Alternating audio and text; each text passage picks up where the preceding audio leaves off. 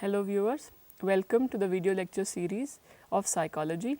Continuing chapter 5, today we will be taking up the techniques of behavior therapy along with cognitive therapy.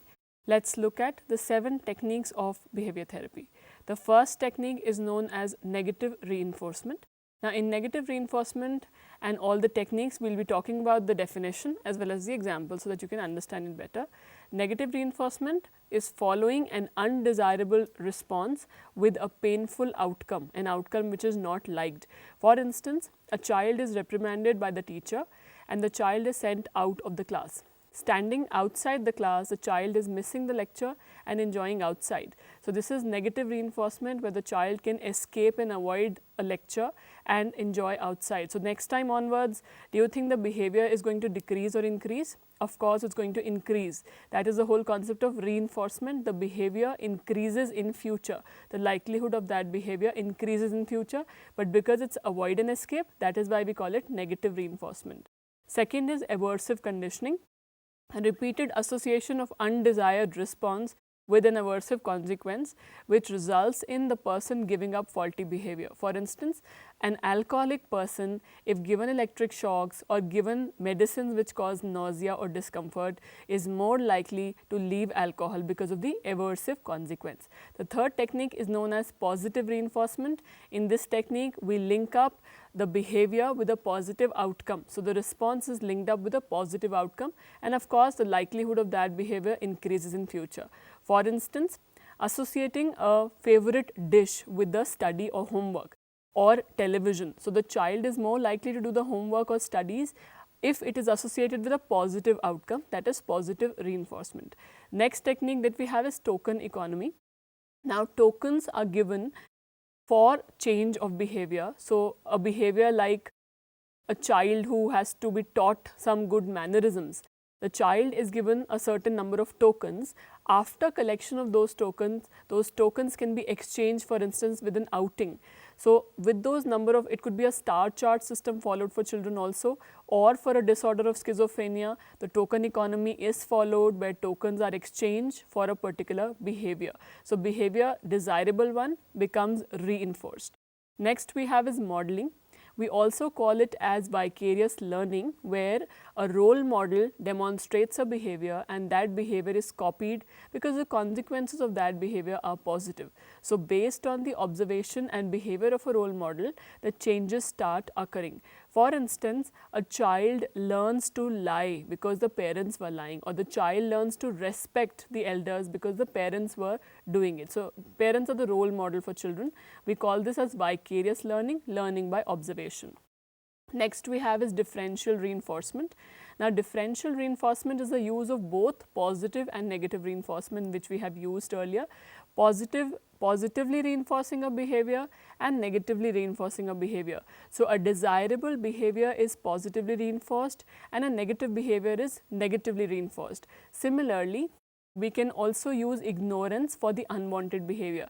The behavior we do not want the child to follow, we can teach it by ignoring that behavior. For instance, parents are taught to ignore when the child is sulking or crying or throwing temper tantrums. The child is not, the basic behavior of the child is not adhered to, the demand is not fulfilled. Whereas, if the child asks politely, let us say for going for an outing, the parents listen to the child and take the child for an outing. So, positive behavior which is desirable is reinforced through positive reinforcement, and negative behavior either through ignorance or through negative reinforcement. The last technique that we have is known as systematic desensitization.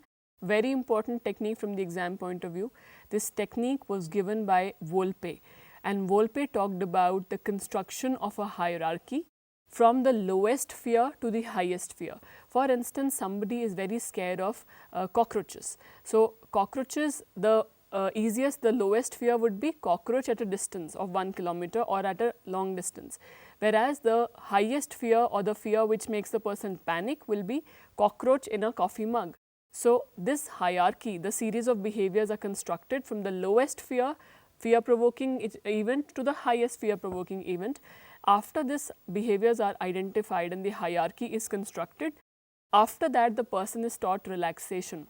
So, every event or every situation in the hierarchy is taken up, the person is made to relax, and the visualization is done by the therapist. The therapist gives the instructions where the patient or the client can imagine the situation as if the person is in the situation. So, with that imagination and with relaxation, automatically the person goes up in the hierarchy and the fear dissolves.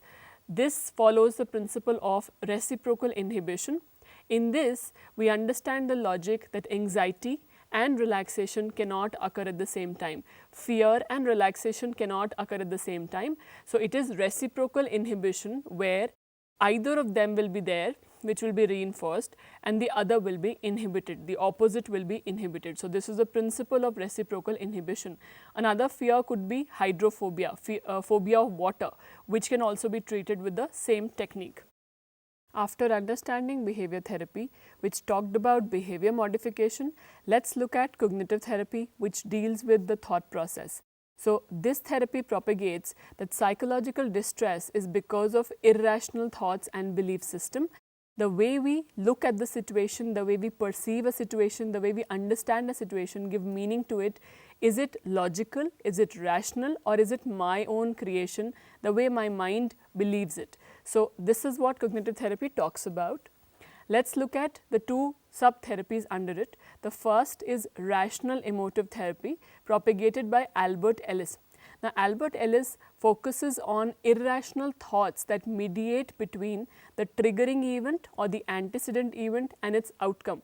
Now, Albert Ellis gave a very important concept, saying that it's our belief system, it is not the triggering event or the outside situation which results in the feelings that we have or the behavior that we have, that is the consequence.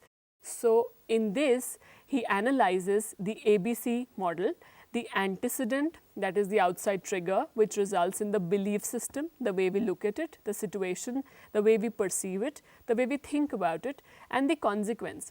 Let's take an example. For instance, if a child feels that there's a thought in the child's mind, I should not hurt my parents, or I should be loved by everybody.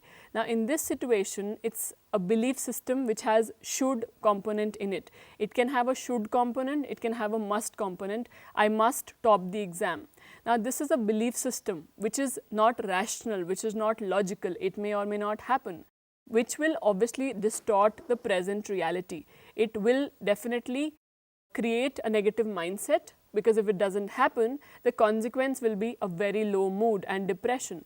So, this is what is being worked on, and once we understand the ABC charting, obviously we can work on, for instance, a critical statement is given to a child, so that you cannot do this particular task so effectively.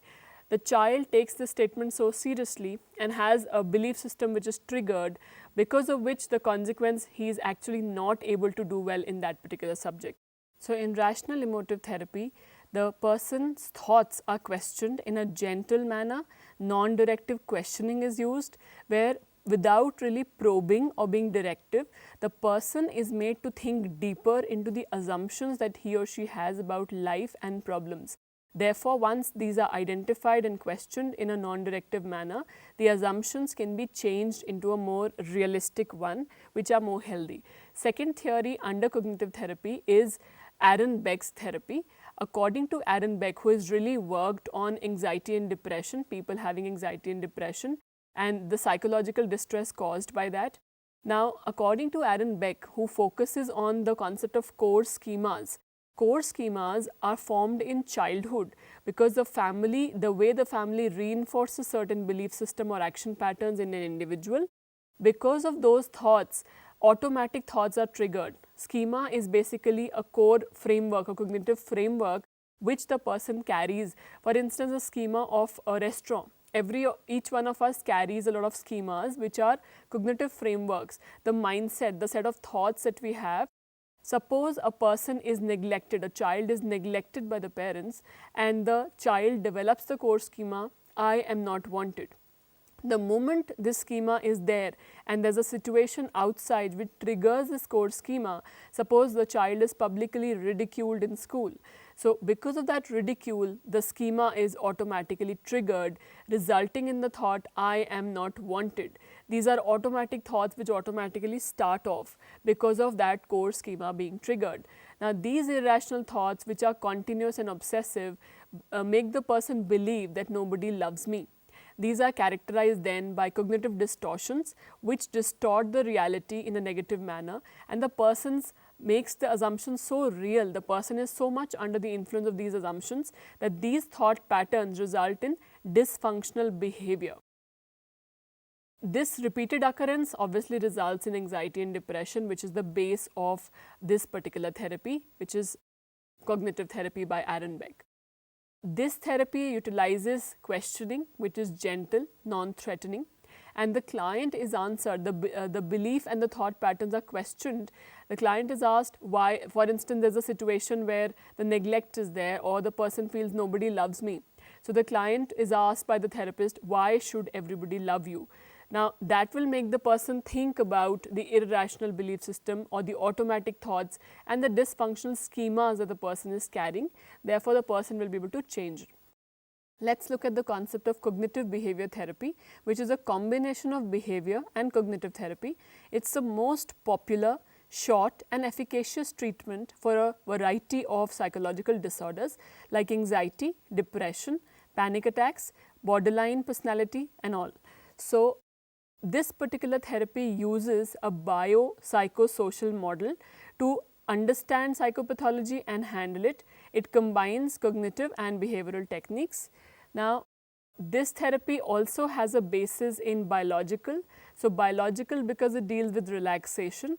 It has a basis in psychological because it deals with cognitive change of thoughts, cognitive therapy, and it also has a basis in social realm because it deals with environmental manipulation. So, let us summarize today's discussion. We talked about the concept of behavior techniques, where we covered 7 techniques. We also covered the concept of cognitive therapy, under which we had Albert Ellis rational emotive therapy and Erin Beck's therapy. And we also understood the cognitive behavior therapy, which is a very short as well as very effective treatment of mental disorders. That's about it for today. Thank you.